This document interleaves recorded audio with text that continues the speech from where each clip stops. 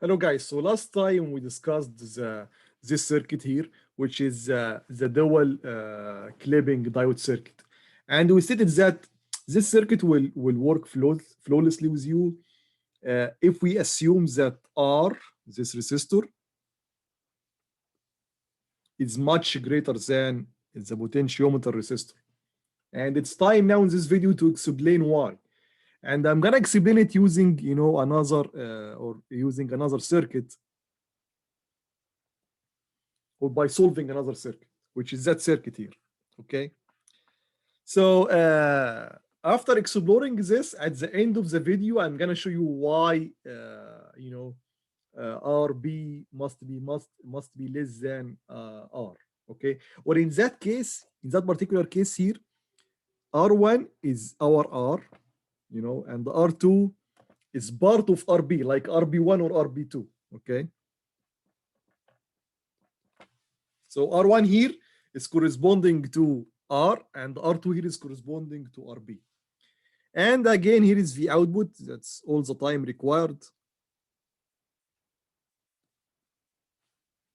Okay, and here is VR. So we're gonna solve this circuit. We're gonna calculate, VO, or draw or plot VO and VR. And there is no numbers, and just solve it just using parameterized. Okay. So to determine how this circuit work, or has this, we should determine at which input voltage the diode will turn on, which is the input minimum, again, because again this is B closer to this source, this is N closer to this terminal. So Vn must exceed some point so that Vd turn on. Okay, so at the input minimum, the diode will turn on.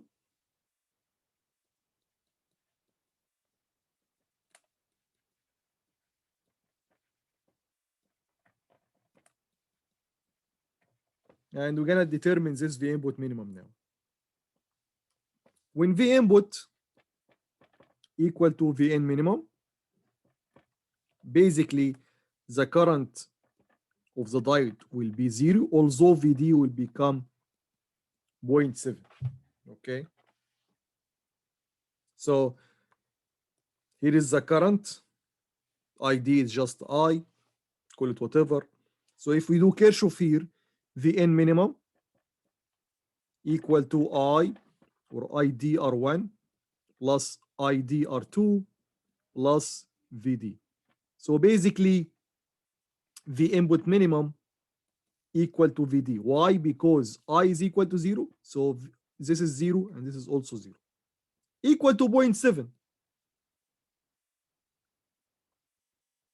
So basically, we need just 0.7 so that the diode will conduct or will turn on. Okay.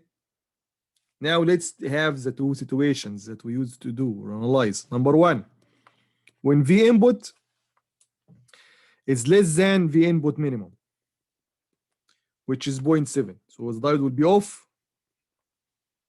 And this is easy, just put here, for example, 0.1. 0.1, of course, although it's forward. Of course, it's not enough for VD to turn on. VD needs at least 0.7. So the input, the source that give power to anybody else in the circuit must be at least 0.7. Okay. So in that case, when V input is less than 0.7, like 0.1, like 0, like 0.3, like -1, -2, okay, the diode will be off and the currents will be 0. Okay. So let's now make a Kirchhoff, but using VO and VR. Remember, VO here is VD and VR2. So using Kirchhoff here, V input equal to VR1, to be more specific, plus VO. VO again is VR2 plus VD. VR1 is 0. So VO is basically V input. So when V input is less than V input minimum, VR1 is equal to 0 and VO is equal to V input. Number 2, when V input now greater than or equal to V input minimum, which is again 0.7. Now the diode will be on. The diode will be on. So VD will be 0.7. Now let's calculate VO and VR1, which is not that easy. Okay, remember, because VO is equal to VR2 plus VD. Okay, VD is known, so it's still VR2 plus 0.7, but we don't know VR2 till this moment. But let's do a trick here. So R1 and R2 are just series, right? So we can do such a drawing for the circuit. We can draw the circuit like this.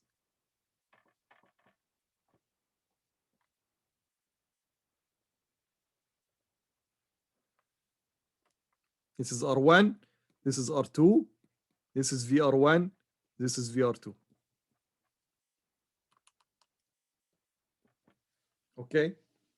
So what is the voltage here? From that point to that point. Let's call it VK, whatever. And here is V input. And this is V input is greater than V input minimum. And this is 0.7, because when V input is greater than V input minimum, VD will be 0.7 because the diode is on. So VK basically from that loop here equal to V input plus or minus, minus 0.7, because VK plus 0.7 equal to V input, so VK is equal to V input minus 0.7. That's good. And from that loop here, this is as 2 series resistors. Okay, so the voltage, the input voltage, which is in that case VK, the input voltage for the 2 resistors. Okay, between the terminals of the 2 series resistors, will be distributed for both of them, or partitioned by both of them by the voltage divider. Okay, so VR1, the voltage we want, this is one of the unknowns in case 2 here, equal to VK R1 divided by R1 plus R2. Or we can write it in that way, that VR1 equal to Vn minus 0.7 R1 plus R2, just a voltage divider.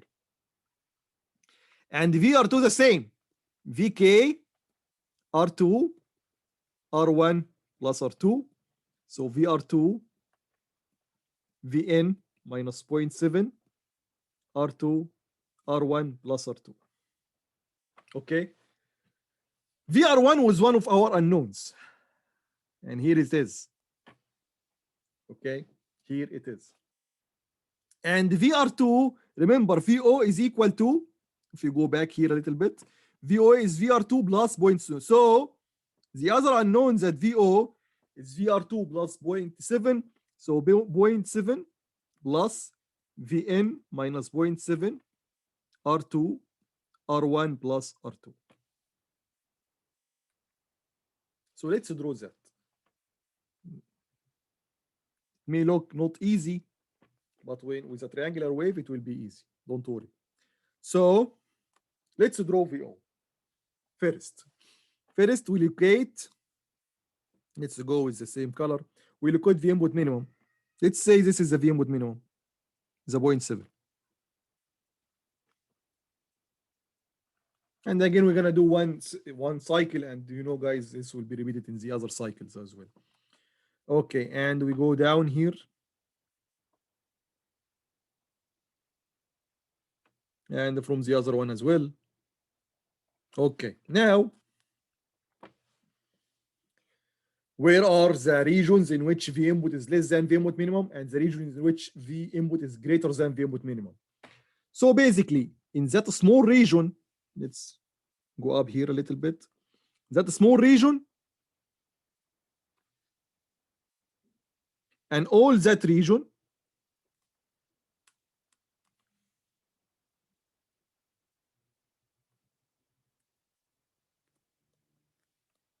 V input is less than V input minimum. Less than 0.7. Like 0.6, 0.5, 0, minus V maximum, whatever. And only in that region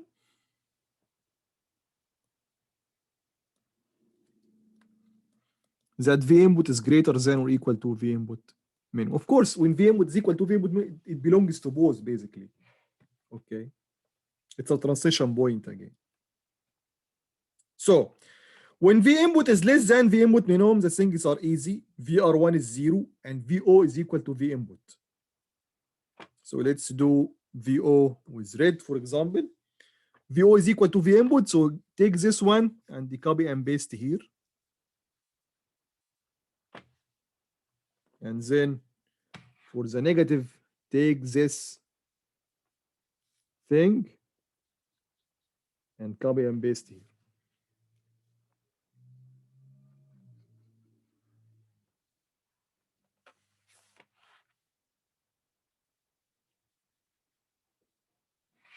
Okay.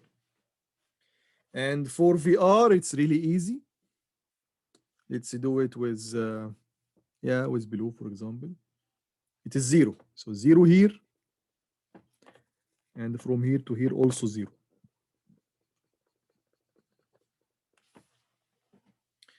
When V input now, which is the tricky part, when V input is greater than V input minimum, VR2 or VR1 first is Vn minus 0.7, then multiply by some factor. And this factor is less than 1 all the time. Okay, so let's do that first. So we're gonna subtract from V input 0.7, then multiply by some factor less than 1. Okay, so this is VR1. This is VR1, by the way. So let's start by VR1. So this is the region in which, V input is greater than V input minimum, which is 0.7. Remember, this is the 0.7. This level here is 0.7. So what happened when you subtract, a 0.7 from that region? This triangle will just go down to its base. Okay. If we multiply by 1, if R1 divided by R1 plus R2 is equal to 1, suppose this. Okay. This triangle will be copied and pasted here. If the parameter, this parameter, which is R1 divided by R1 plus R2, is equal to 1. But it's not equal to 1. So that means that we're going to multiply each point here by something less than 1. Okay. So let's assume that R1 equal to R2. This is the first case.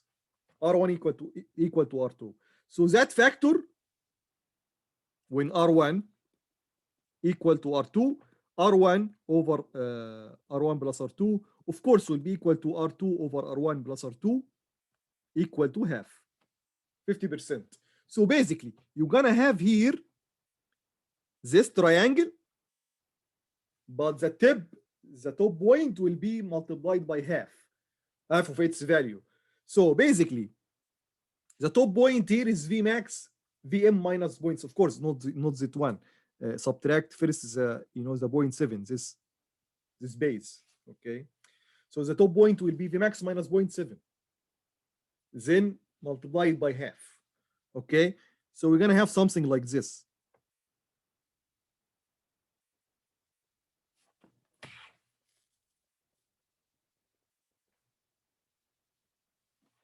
And this top point here is Vmax minus 0.7 multiplied by half. Good. How about VO?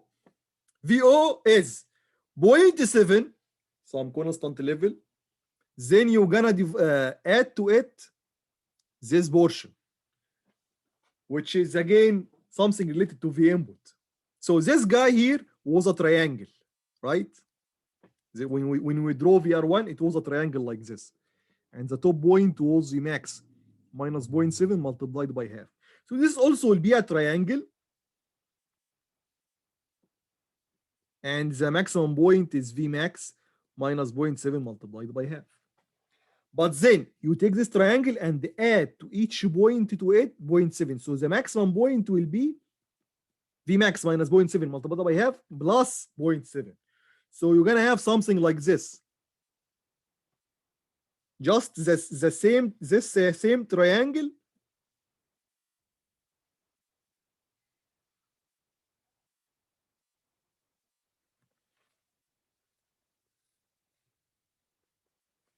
like this. Of course, it's not. We messed up a little bit with the below one. So let's make it, because it should be less than this.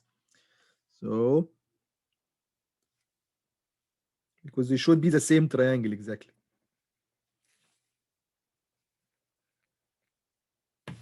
So again, this is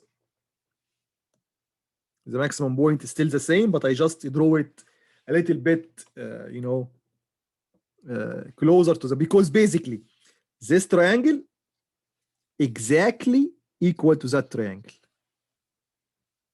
Okay, and if we add both triangles together, we're gonna get this bigger one here. Okay, that's basically. And again, the tip point here is just as this Vmax minus 0.7 multiplied by half. But then remember, there is a 0.7. This is 0.7. So plus 0.7. But if we take this triangle alone by itself, I mean by subtracting 0.7 and put it here, they will be just on top of each other. They will be the same. There will be no difference. And that's it. That's basically, the output when R1 is equal to R2. And now you may ask a question: what is the relation between that guy or that circuit and the previous circuit?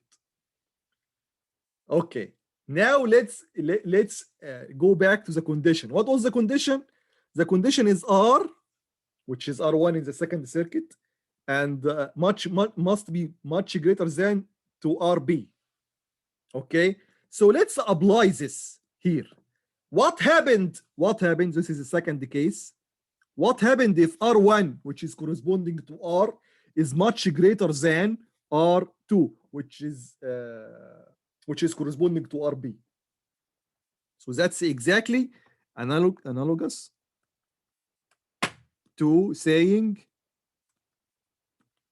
R much greater than RB in the previous example. And that's the total point of explaining that example. So what happened if we do that? If we do that, let's check this ratio. R1 over R1 plus R2. Since R1 is much greater than R2, like for example, 1000 plus 1.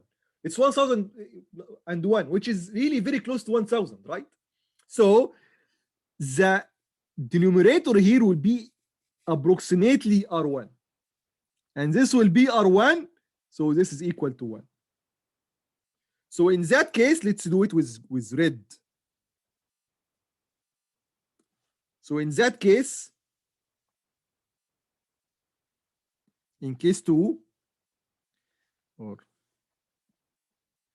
so in case 2, VR1 is V input minus 0.7 multiplied by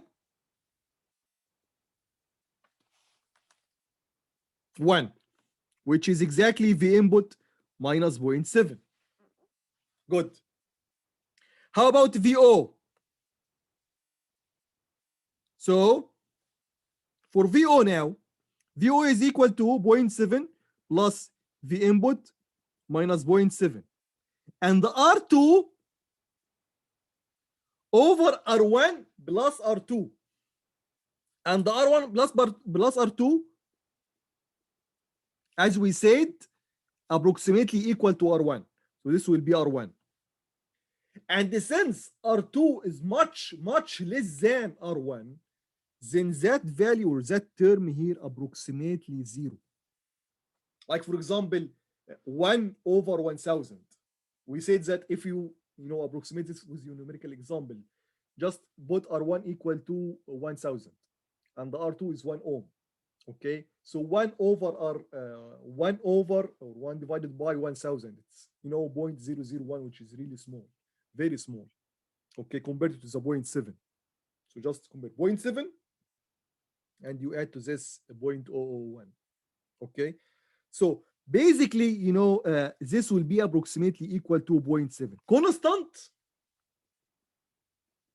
equal to. So let's apply this. Let's apply this now. So in case 2, I'm gonna now override, that drawing now. Okay, and let's do that as another color like green, for example, which represent case 2. Okay. So this change or this assumption, case 2, will affect only the region in which V input is greater than V input minimum. But it will not affect that because here we have constants. V out is equal to V input and VR is equal to VR1 is equal to 0. So this region will not be affected. The effect will only happen in the second region. In the second region now, when R1 is much, much greater than R2, V output is equal to 0.7 constant. Remember, this one is 0.7, so it will be just like this. This is a new output. I'm gonna hash with green over the red, so you guys know that's a new shape for VD will be something like this. Okay, case 2, we can say. So this is case 2 when R2 is R1, I'm sorry, is much greater than R2. The blue one is the case 1. This is case 1. R1 equal to R2. Okay, how about VR1? VR1 will be V input minus 0.7. So we take this triangle and subtract from each point 0.7. So this is 0.7. When we subtract 0.7, it will be 0. Again, this one is 0.7. When we subtract 0.7, it will be 0. And this one is V max. When we subtract 0.7, it will be V max minus 0.7. So basically, it will return back to its original shape.